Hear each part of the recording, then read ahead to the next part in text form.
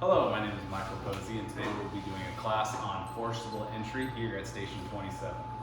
Forcible entry is very important because we need to be able to go in through any window, door, or wall in order to find victims, rescue, find the fire, fight the fire. So forcible entry is a very important skill. It's also a perishable skill, something that we don't get to do on a regular basis, like running medical calls. So it's something that we should be routinely practicing, talking about, going over new kinds of security features that places may have in order to be prepared.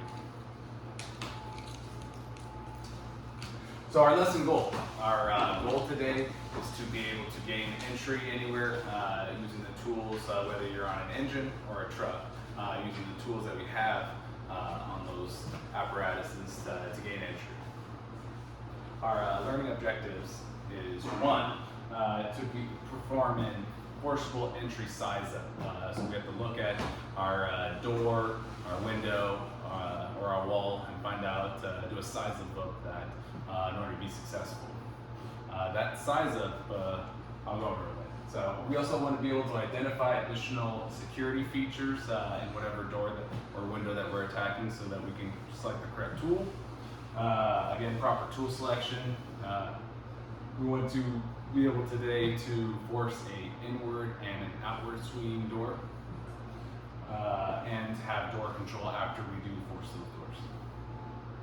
Our methodology today is first we're going to do a PowerPoint, then we're going to have a demonstration, and then we're going to practice it. Preparation. So whenever we're forcing a door or window, we want to have our turnout coat on, we want to have gloves on, and our helmet and eye protection. Our tools, we want to make sure that our tools are in service and ready to go. We want to make sure that we select the proper tool for that job. So our tools that we're going to be going over today. So first of all, we have our halligan, which is the most important. Here's our striking surface, here's our pick, here's our adze, and here's our force. It's the most important tool when it comes to forcible entry. Next, we have our 10-pound sledgehammer. It's a striking tool.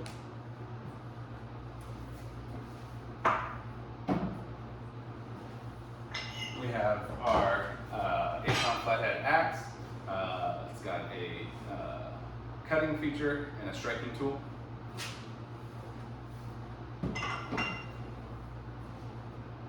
We have our pig tool that was created here in Austin. We have our striking tool here. This could be used as a cutting tool or a piercing tool.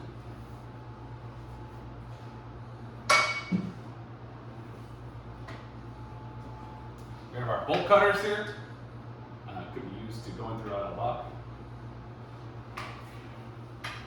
And last, we have our K-tool with our shove knife. We also have our saw that we have on our apparatus that could be used cutting metal or wood.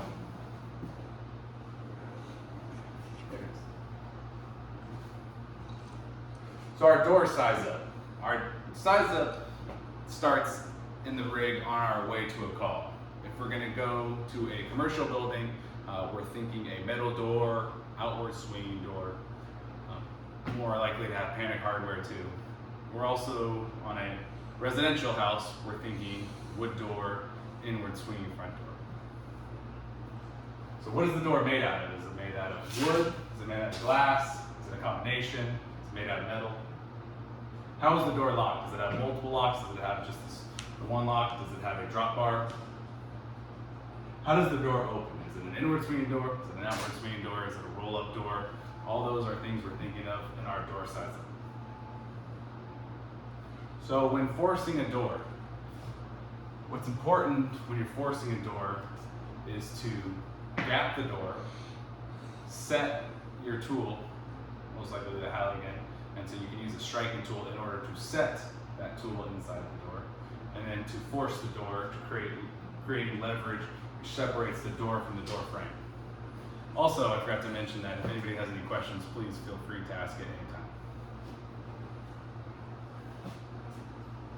Here is a commercial outward swinging door. So how we would attack this metal door is, one, we can remove that security device that is over the door lock. We can use the adz end of a Halligan to create separation, and those can be peeled right off. Here's the inside of that door. Here is another outward swinging commercial metal door. So first we would attack the metal plate that's over the door lock. We could, if we are unable to force this door, we could break the glass and go through the glass to unlock the door, but then we would lose our flow path and lose our door control. So that is our secondary option. The first thing we want to do is force that. Here's the inside of the door, which, again, if we broke the glass, we reach and open that door. Here is a outward swinging commercial door. I don't see any kind of security devices. Most likely on the inside of a building, it looks like. I'm thinking that there's panic hardware on the other side. The panic hardware is actually easier than a door lock in order to open, because the locking mechanism is not as far inside the door jamb as this is. Here is a outward swinging door, most likely on the outside of a commercial building. Right away, we see those bolts in there, and we're thinking that there's a security device. We're thinking that there's a drop bar in there. So when attacking this door, first we're going to sound the door, see if we can hear that there's the drop bar is there. We want to try to conventionally open this door as we would any other door, because what if the drop bar is not in there? What if those bolts are not for a drop bar? Also, when we're gapping this door, we can maybe see inside to see if there is a drop bar there. So, but if we do have a drop bar there and we need to attack that, remove the drop bar, how we can attack this is using our pick side of our Halligan. Put it again right next to as close to the bolts as we can, use a striking device in order to create a hole, and then we can remove those bolts. We can also take our saw and cut the side of those bolts off in order to remove the drop bar that is probably behind it. And here's the other side. There is a drop bar in use on this device. Hey Mike, I got a question. Yes, sir. So man, I just want to make sure that I'm tracking you correctly. And is there any way to know that, like from the exterior, is there any way to know that without doing anything, is there any way to know that drop bar is in place? From the outside here, I mean, I can't see through the door jamb. I can't. We can try to sound it to see if we can hear it on the inside there. We can also take into consideration that if it's during the day, that maybe the drop bar is more likely not to be in use. If it's at night and nobody's in the building, we're thinking that it's probably in use. So those are different ways that we can figure out if the drop bar is there and not used. And then you're saying basically, like, regardless, we'll probably just start conventionally and we can get behind the door? Yeah, and see, and then while we're forcing it, we could tell that if the drop bar is being used or not, and then we can talk about forcing removing the drop bar by cutting it. Okay, and then that mechanism there on the inside of the door, that's similar to a panic bar? Yeah, so not only is it a drop bar, but also you can see that it does have a panic hardware that it could be used as an exit. Great. So, okay, thanks Mike. we can also cut a hole in the door if needed, and then to go through the lock that way if we're not successful with the drop bar.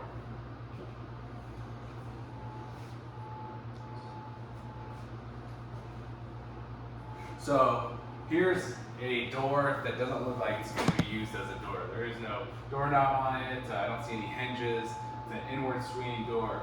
This is not going to be our first choice for forcible entry. I can see bolts all the way around it, which is probably telling me that there's a drop bar inside of it. So this is not going to be our first choice in forcible entry. We're going to want to probably find an easier way in. There's right next to it, there's a outward swinging residential. It looks like an outward swinging residential door. That door would be pretty easy to force.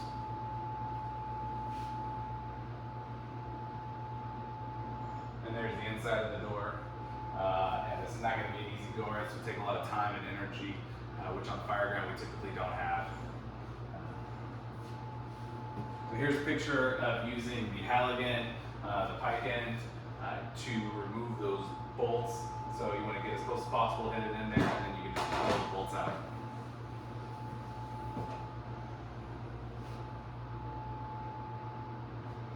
Here is a inward swing residential wood frame door.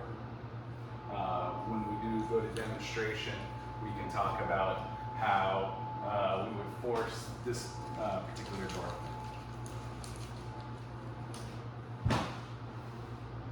Here is it looks like an inward swinging commercial door. So first way we're going to attack this metal door with a security device on the outside of it is we're going to attack the hinges with our saw, cut or remove all those hinges, and then hopefully we can just pull the door away. We can also, if we don't have a saw on us, we can try to use our Halligan here if it's an old door and the bolts are rusted, that we could maybe create separation and peel the door away. We can also use a hook as a fulcrum to add to the Halligan in order to create more leverage, but we would prefer to just use a saw to create entry fast and not have to waste our energy on trying to force it with our Halligan, because that's not going to be the fastest way.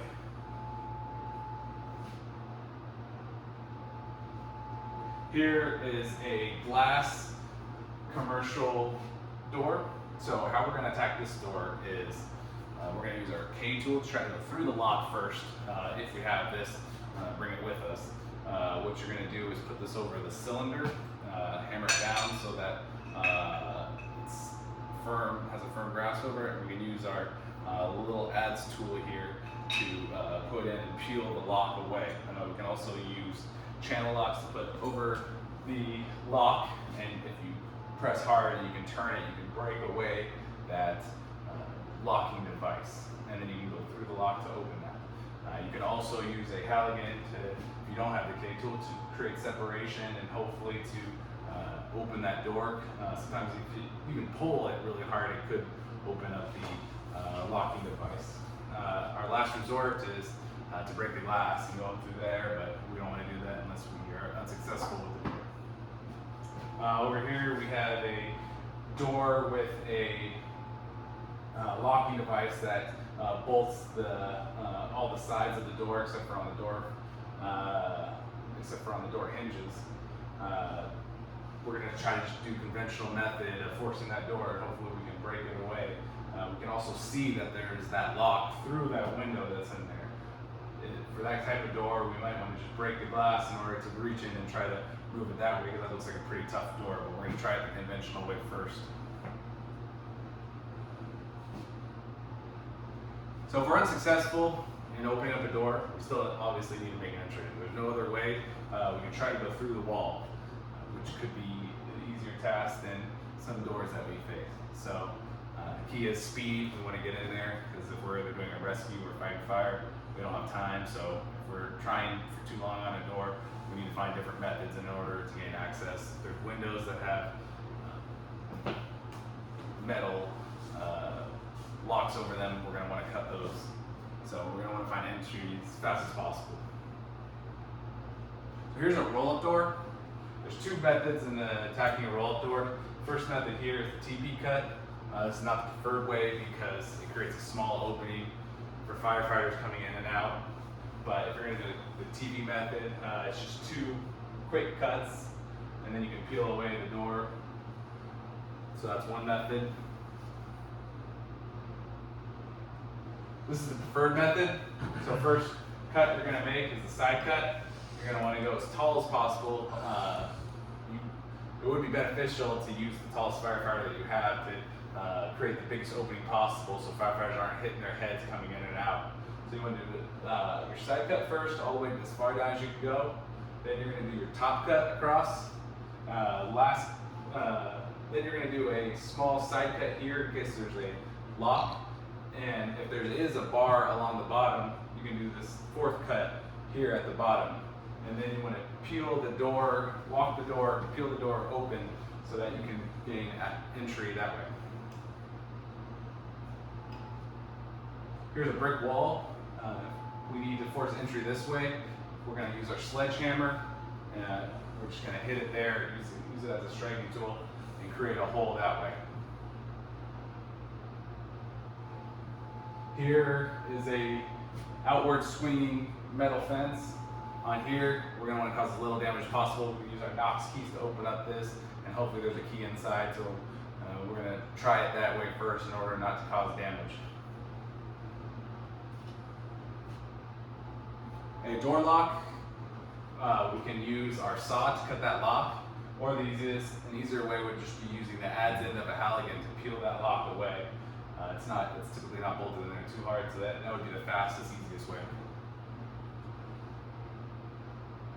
Okay, so now I will demonstrate how to force a inward and an outward swinging door. So first thing is safety. You want to put on your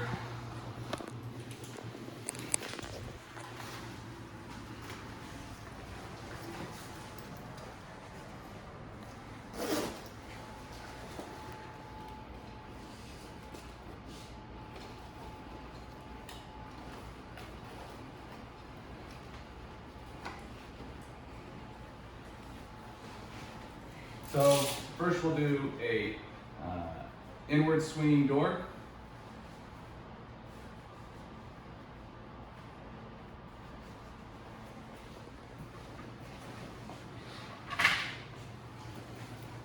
Select the correct tools for the job. We're going to use a set of irons here.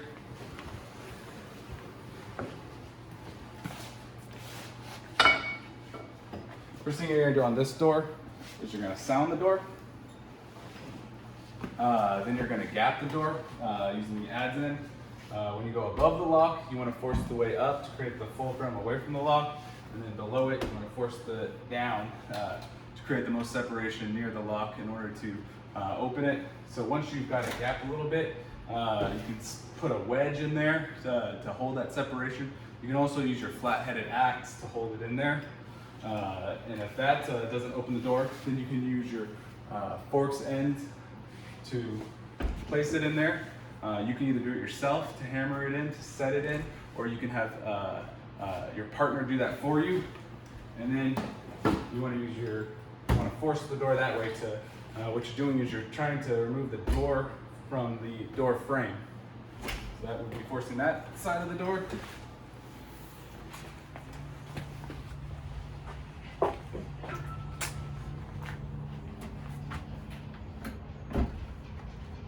On an outward swinging door, you're just going to try to use your adze in order to first gap the door, create separation. Then you can put your adze side in there using a striking tool to push your adze in as far as possible. Then using as a fulcrum, using the door frame to create separation in order to gain access. And that is how you force an inward and outward swinging door.